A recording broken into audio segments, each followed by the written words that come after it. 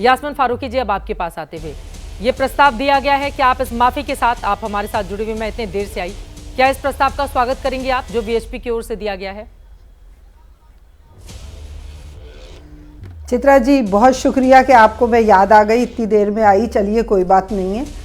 मैं तो अभी इतनी डिबेट सुन ली तो अब इस पर तो कोई टिप्पणी करना ही बेकार और बेवकूफ़ी सी लग रही है मुझे, क्योंकि इतनी मुखालिफत में बात हो चुकी है कि अगर उस पर कुछ टिप्पणी भी की जाए तो सब चिल्लाने लगेंगे और मेरी आवाज़ दब जाएगी। आपकी आवाज़ इसलिए इस बात को तो अब हम मुद्दा ही नहीं, मैं सबकी आवाज़ डाउन कर दूंगी, आप अपनी बात कीजिए। मैं सबकी आवाज़ डाउन कर दूंगी। अब बताइए, आप अपनी बात रखिए।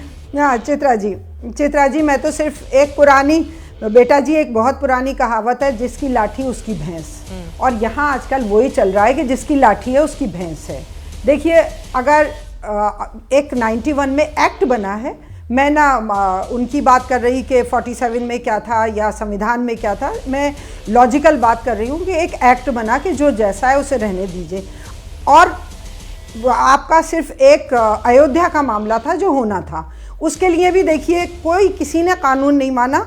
आप वहाँ पे जो भी माने, मैं तो आप कहती हैं तो आप जो लोग कहते हैं मैं वो लोग बात करना चाहती हूँ। ढांचा था, मना करने के बावजूद ढांचा तोड़ा गया। देखिए वो कानून था, सुप्रीम कोर्ट ऑर्डर था कि इसको एज इट इज़ रहना जाएगा, लेकिन किसी ने कानून नहीं माना।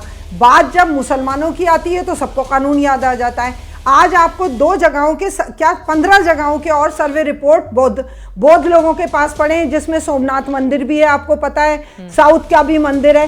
तो अब जिनके सर्वे हुए पड़े हुए हैं बौद्ध लोगों के पास, तो वो अगर भाग के आ गए कि साहब इनको भी तोड़ दो, क्या तोड़ फोड़ इस दुनिया में रह गई है कि हम मस्जिद तोड़ते रहें, मंदिर तोड़ते रहें, लड़ते रहें, झगड़ते रहें? सुकून से, प्यार से क्यों नहीं जी सकते? मेरी ये बात समझ, हमने सिर्फ खोदने का काम ले लिया है कि अब हम मजदूरों को खोदने की मजदूरी देंगे, हम बैठ के कोई बात प्यार से नहीं करेंगे। सर्वे का ऑर्डर किसको दिया गया? सर्वे का ऑर्डर, सर्वे तो पहले ही हो चुका ना। बौद्ध कितने, मैं इन सबसे सवाल एक बात अगर करूं कि कितने मंदिरों के नीचे बौद्ध मंदिर मिलेंगे, तो क्या जवाब दे दोगे आप? वो तो सब फिर खुदाई करते रहे और नीचे तक जाएं, फिर वो बौद्ध लोग आ जाएं। जो गुजर गया उसको गुजारने के बजाय जो हमारे पास है हम उसकी बात करें। वो बात क्यों नहीं करना चाहते? प्यार की बात करो, मोहब्बत की बात करो। हम नफरत की बातें क्यों करना चाहते हैं? हमें मस्जिद में खोदना है जाके, वहाँ पे बच्चे मर गए, फिर वहाँ हल्ला हो गया, फिर कानून की बात, फिर सुप्रीम कोर्ट। देखिए, मेरा एक सिंपल सा वो है, हमें अपने आप में जीना चाहिए। जो हमारे पास मंदिरों और मस्जिदों की कमी है क्या? ढेरों मस्जिद मंदिर हैं, और उनसे किसका भला हो रहा है? किसी गरीब का भला हो रहा है क्या उन दरगाहों से? मैं तो सबकी बात करती हूँ। देखिए चित्रा जी, मैं किसी पर्टिकुलर चीज़ की बात नहीं करती।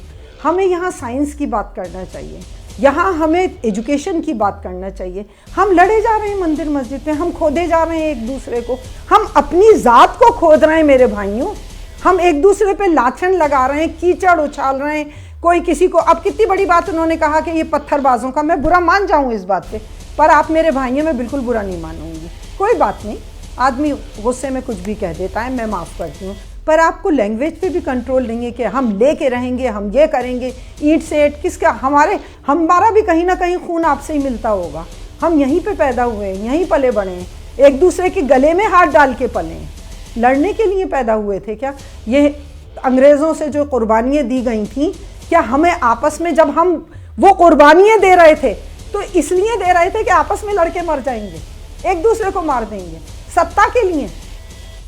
मैं सच में चित्रा जी, मुझे इन चीज़ों पे रोना आने लगता है, क्योंकि मेरी 70 साल की उम्र है, और जिस प्यार मैंने देखा है अपने स्कूल में, अपने कॉलेज में, और आज भी मेरे बच्चों का मेरे घर में जो प्यार है, कभी मंदिर मस्जिद की बात नहीं होती। 50 लड़के आते हैं मेरे घर में, आपस में प्यार मोहब्बत की बात करते हैं, और हम यहाँ बैठ के लड़ते हैं, सिर्फ बातें करते हैं। क्यों करते हैं ऐसा? मुझे तो इन सबसे यही सवाल करना है कि भाई बैठ के बात कर लो, जो करना है। क्या ले लोगे और क्या ले जाओगे और क्या छोड़ जाओगे? वो अगर आप ये कहते हो कि उन्होंने तोड़ा, आपकी सुन रही हूँ, वो क्या ले गए और आप ये तोड़ के क्या ले जाओगे? और कल जो हिस्ट्री बताएगी वो आपको सबको ये कहे, आज आप उस हिस्ट्री को रो रहे हो, कल आपकी हिस्ट्री को रोया जाएगा, फिर आप क्या बोलोगे? कुछ अच्छा बो के जाओगे तो अच्छा काटेंगे आने वाली नस्लें, और नफरत बो के जाओगे तो नफरत ही काटोगे।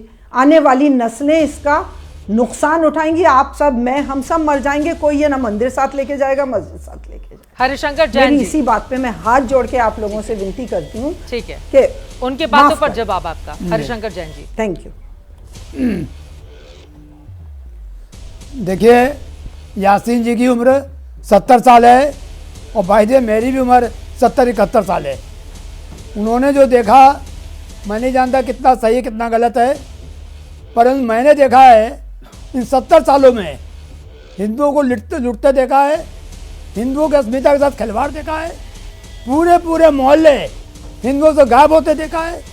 स्वतंत्र भारत के इतिहास में जहाँ मुस्लिम बाहुल्य है वहाँ हिंदू पूजा नहीं कर सकता, वहाँ मंदिरों को गायब होते देखा है। संबल उसका एग्जाम्पल सामने देख लीजिए, सॉरी कितनी चीजें मिल रही, सब पाट दी गई थी। जो जैसा देखना चाहता है ना वो नहीं, वैसा देख आप पाए। देखिए, मैं प्यार देखना चाहती हूँ, मुझे प्यार दिखता है। देखिए ऐसा है, आप जो है एक सच्चाई को मीठी गोली देकर मिटा नहीं सकती।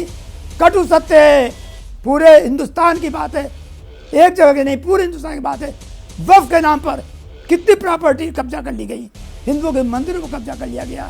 वक्फ का मामला भी चल रहा है ना, झूठ, ये बात बिल्कुल नहीं है झूठ, बिल्कुल जो हमारे जग में है, अपन टॉपिक हमारे से हट जग में, रहे हैं। चित्रा जो जी हमारे- टॉपिक से हट जो रहे हमारे हैं। जो हमारे टॉपिक ही नहीं। जग में है, जो हमारे दर्द हैं, बिल्कुल है, यही सही के है। बाद हिंदुस्तान हमारे आगे जग बढ़ा है, को सभी दर्द। धर्मों का आप सम्मान नहीं हो रहा है समझ यहाँ सकती पे। है। किसने क्या आप मेरे- कब्जा कर लिया?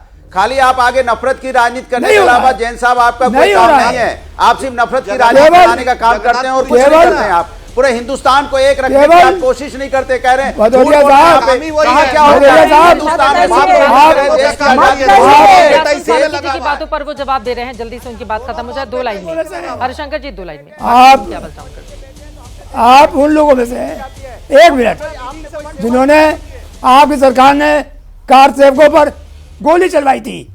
भगवान बुद्धा की, महावीर की मूर्तियां 2012 में आपके शासन में आने के बाद तोड़ी गई थी।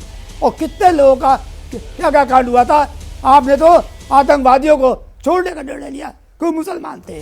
तो आपकी तो कहानी केवल मुस्लिम जो है वो को कह रहे हैं बढ़ावा देना, हमारा सर्वे हिंदू हुआ को हुआ है, बढ़ाना, हम खुदाई ये आपकी करवा रहे राजनीति हैं। है। फिर आप क्या कहोगे?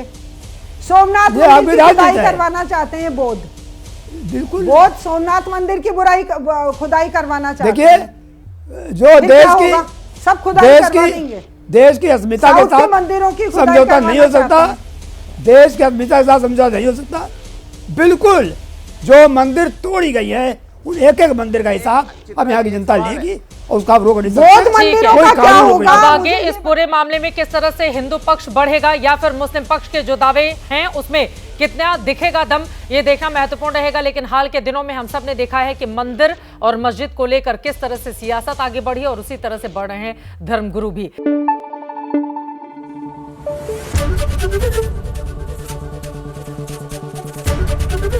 एबीपी न्यूज आपको रखे आगे।